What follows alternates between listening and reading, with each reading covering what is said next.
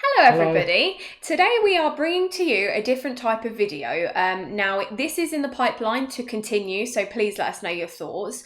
What we're going to be doing is bringing to you the starting characters of Gloomhaven and putting them a little bit in the spotlight and letting you know what we think personally, and it is our own opinion, as to how to build these characters up to really benefit your party and also your campaign.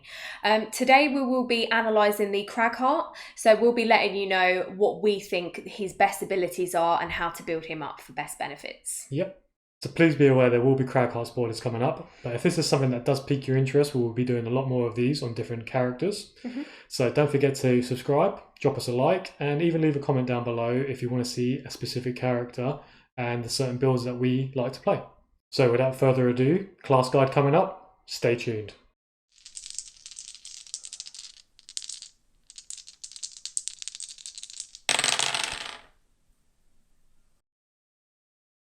So the great thing about the Cragheart is he is a multifunctioning character. So anything that you could essentially want from a starting character in this game, he has it. Whether that you make him a ranged character, melee character, healer, or a tank, he has the ability to do everything. So it's your personal preference. We like to build our Cragheart with a range build. Feel this is most effective.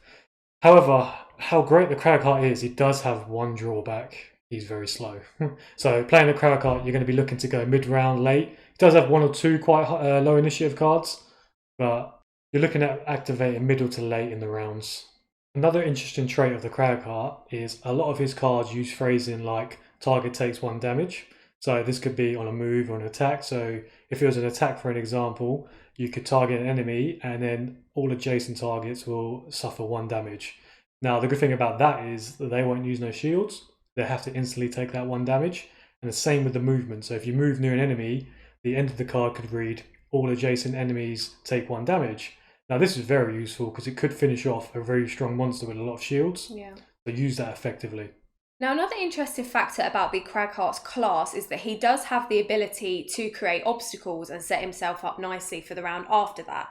So, say for an example, if he does create an obstacle, he would then work on trying to create the earth element. So, the next round after that, he can use that earth element to provide some really hurtful attacks and to make them a lot stronger than what they would have been without that earth element. So, it's all about strategy, but if you set him up correctly, The one last factor before we jump into his ability cards about the Cragheart is some of his cards do inflict friendly fire damage. So on the Cragheart's behalf, we do apologise.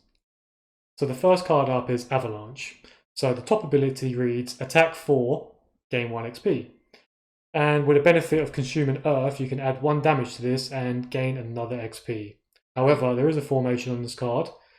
My personal opinion, I'm not the biggest fan of formations because enemies getting in that formation is not always viable. So you have to lose that card after using it. And then the bottom half reads create 2 single hex obstacles and empty hexes adjacent to you, create earth element. So with our range build, we won't be taking this card along for the reason being it's not very useful at level 1. Creating obstacles can manipulate monsters' movements, but we don't really need that right now. So we're going to put it back into the deck and maybe come back to it later on. And also with a 75 initiative, it's quite late. okay, the next card that is an absolute must to us is Backup Ammunition. Now, the top action of that card gives you the ability for, on your next 4 range attack actions, gain add target. Now, each time you do that, you get one of those nice little XPs to add. We like them. You do have to lose it. However, if you abuse it, you're at an advantage.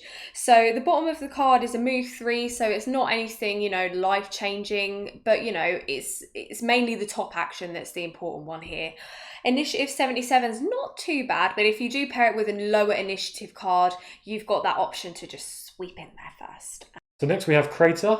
Now this card is okay. It does an attack 3, range 3, consume an element, push 2 and gain XP. Bottom half reads all adjacent enemies and allies suffer 1 damage, move 4 as a jump. All adjacent allies and enemies suffer 1 damage, but you can consume the earth element to do 2 damage instead and gain an XP. Does have to be lost after that. Initiative of 61. Card's nothing special. It's okay. We haven't really got much of a choice, so this will make our starting hand. So the next card is Dirt Tornado. Now this contains a dirty formation, and what this consists of is attack 1, range of 2. If the earth element is up, you can use that to add +1 to your damage, and you get an XP for that. And it also muddles all allies and enemies within the targeted area.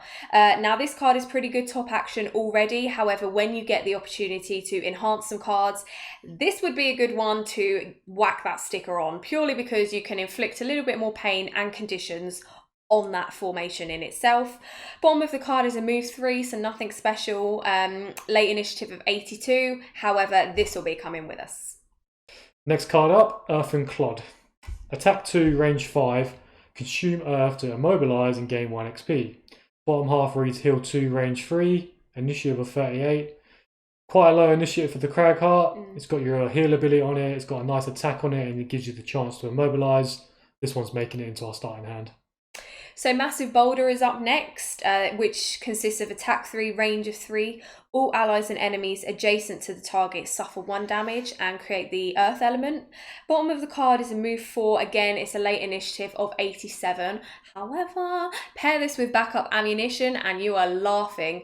You are ready to create a massive attack and do some damage. Up next is Opposing Strike. Now this card reads attack 3, gain 1 XP in this formation. And the bottom half is on your next 6 melee attacks targeting you, gain the Retaliate 2. Does offer a few XP in that as well, but you do have to lose it after. Initiative of 46, quite a low initiative.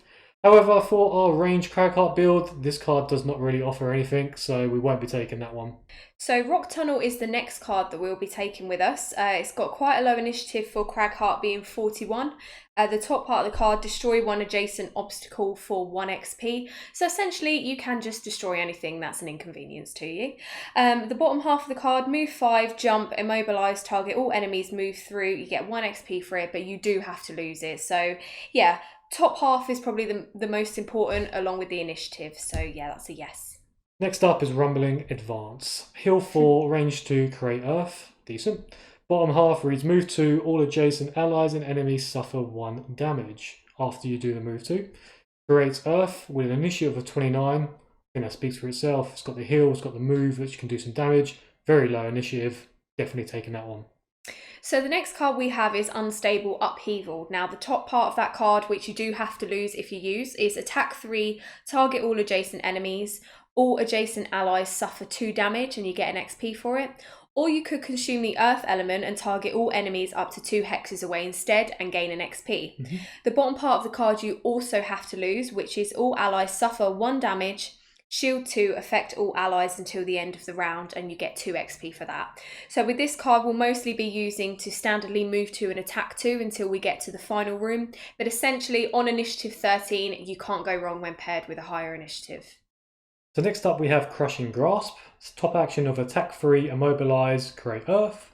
Bottom half reads loot 1. Initiative of 35. Nothing special with our ranged build. However, there's not much other choices in the cards at this level. So with an initiative of 35, an attack of 3, we'll be taking that one with us for now. Probably be changing out later though. Okay, so the next card we are taking is Heaving Swing.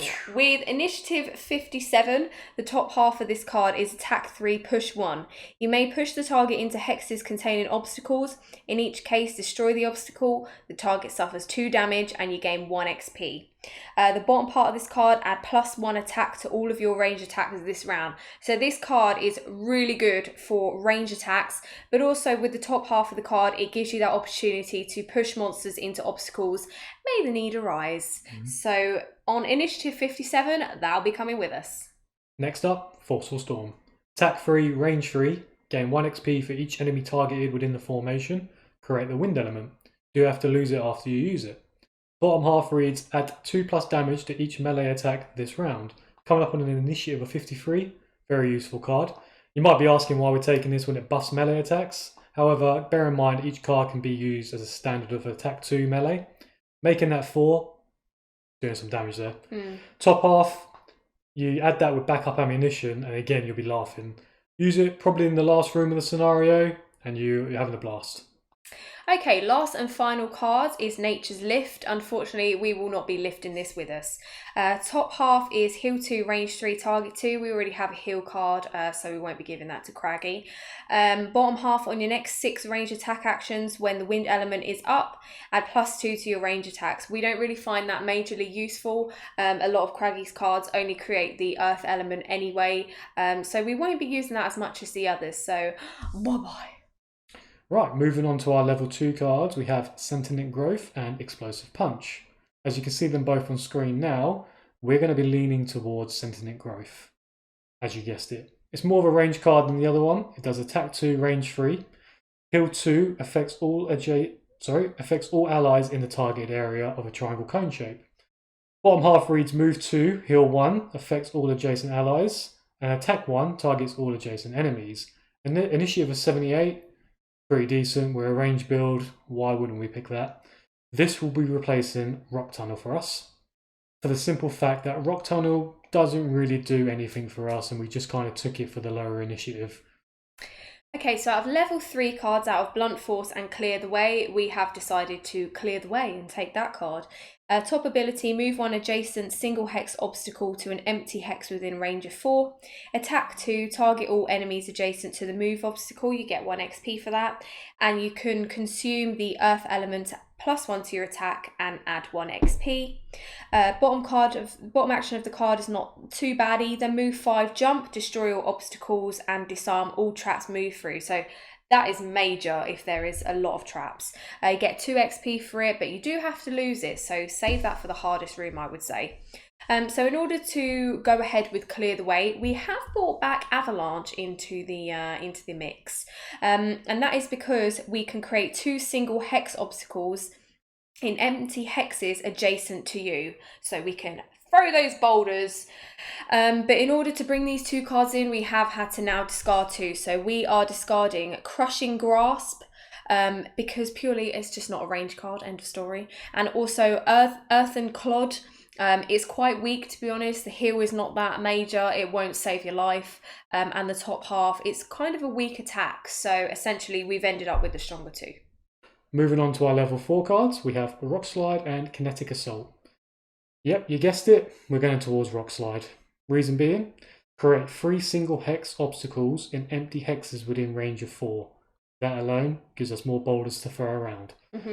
All allies and enemies adjacent to 1 or more created obstacles suffer 2 damage. That's a good chain there.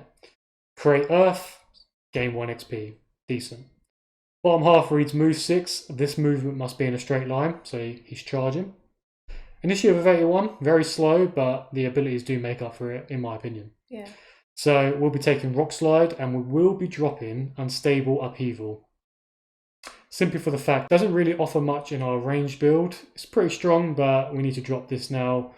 Even though the initiative is very, very nice, we're moving on to higher things.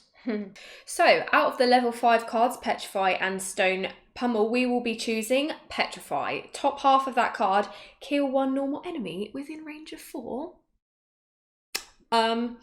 Create 1 single hex obstacle in the hex in which the enemy died. Create the earth element, gain 2 XP. You have to lose it, but that is very powerful if you're in the last room and you just need a break. Bottom half, move 3, immobilize all adjacent enemies, which is also useful. Initiative of 47, not too late, so not too bad all in all. So the card that we'll be losing is Dirty Tornado, and the reason for that, attack of 1, range of 2, unless the earth element is created. Now unfortunately it does help us towards our range class, but you are essentially only scratching those monsters until you can enhance that card with a certain condition. So at the moment we'll be ditching that. Moving on to our level 6 cards, we have Cataclysm and Dig Pit. We're going to be leaning towards Cataclysm, reason being, it's attack 4, can consume earth to do 2 damage plus 2 experience, very good. And it does immobilize all allies and enemies in the targeted area. Bottom half reads move 3, consume earth to move another 3, decent. Initiative of 26, we like that. We'll be taking this one with us and we'll be dropping Avalanche.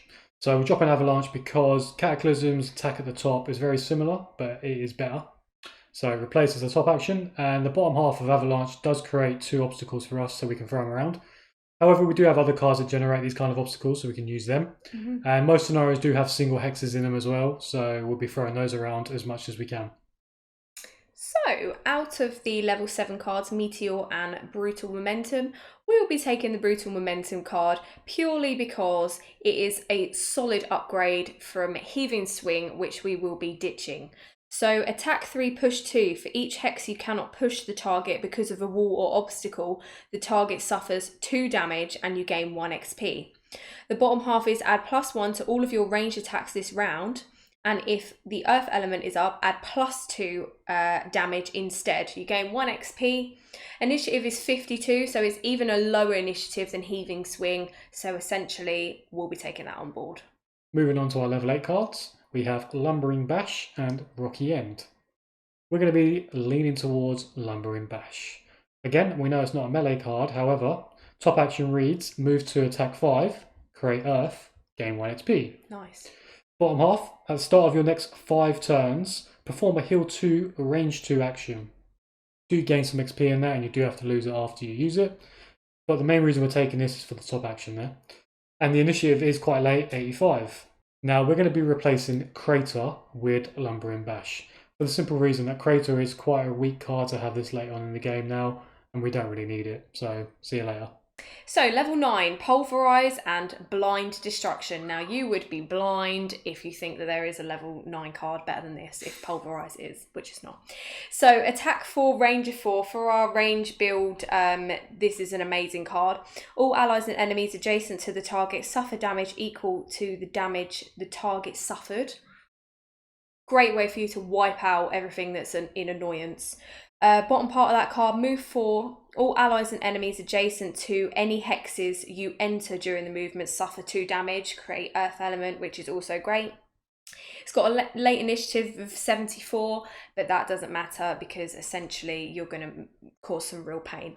So we're going to be dropping Sentient Growth for Blind Destruction, purely because it's got attack 2, range of 3 and a nice little formation, but essentially it is majorly underpowered compared to this new card. So yeah, that brings it to an end.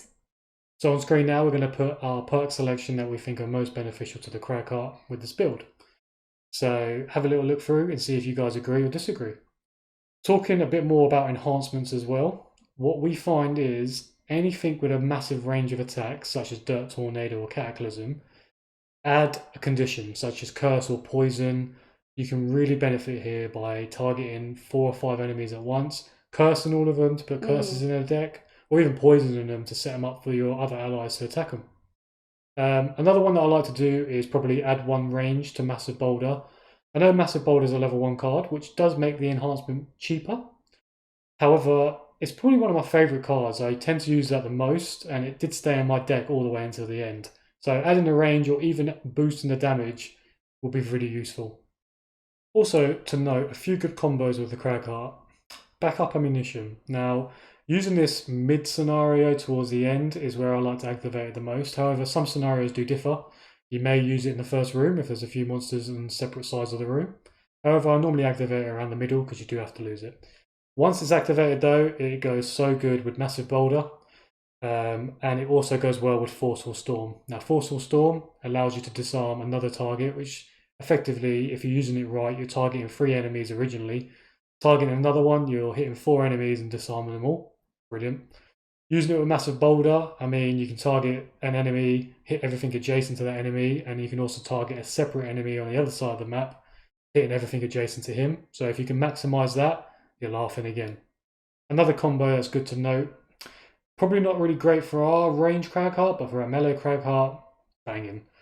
Forceful Storm, bottom half, add 2 damage to any of your melee attacks for the rest of the round, and then Unstable Upheaval.